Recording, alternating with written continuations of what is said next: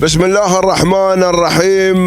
مستمعينا الأعزاء، حضورنا الكريم، لازلنا نتواصل معكم ونحن دائما نتواصل مع هذه الانطلاقات الجميلة والمميزة. وشوطنا ال14 خصص للجعدان، ونتمنى دائما التوفيق والناموس للأخوة المشاركين في هذا الانطلاق الجميل، هذا الانطلاق المميز مع هذه الانطلاقات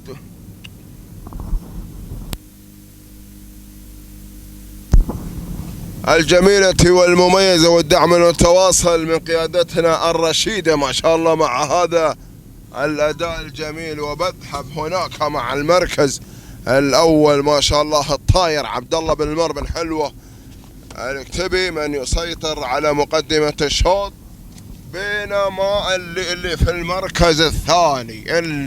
المركز الثاني أيضا بنتعرف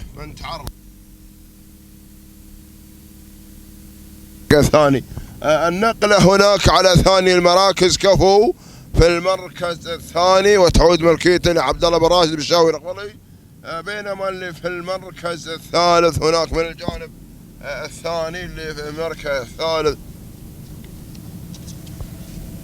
من الجانب الثاني متعب لناصر بن ناصر بن علي حميد الهاشمي، وثالث المراكز شاهين لسعيد بن راشد او سعيد بن سلطان بن راشد محيد الكتبي. وفي المركز الخامس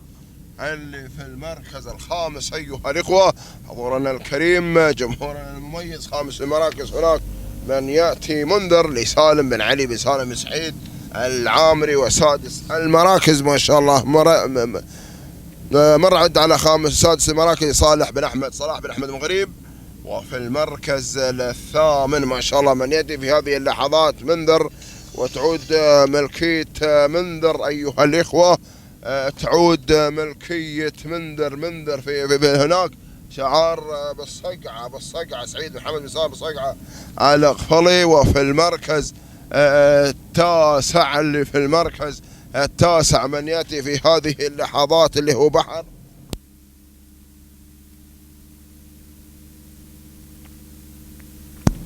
اللي في المركز التاسع بنقول هناك اللي هو شعار سليم بن سالم بالأسود العامري مع بحر. هكذا كانت النتيجة أيها الإخوة، هكذا كانت النتيجة. ما شاء الله يا الطاير، يغرد على المركز الأول، مسيطر على مقدمة الشوط مع أبناء بالمر.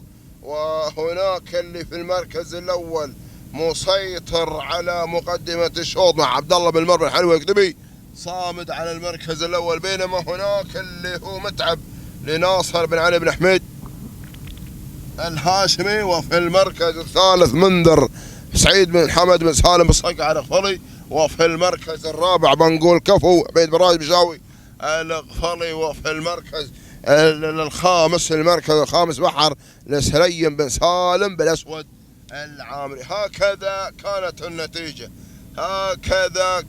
النتيجة أيها الإخوة للمراكز، دعناها عليكم كاملة مكملة بالوفاء والتمام الله يا الطاير. ولكن القادم خطير، القادم اللي تسلل المارد ما شاء الله،